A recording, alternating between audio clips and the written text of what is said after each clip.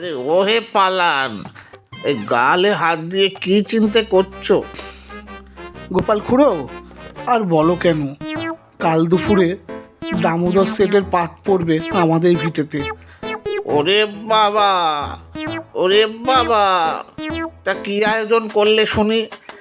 এই হরিকে পাঠাচ্ছি হাতে দিয়ে লিস্টি, বাজারে গিয়ে দেখুক ভালো কি আছে মিষ্টি।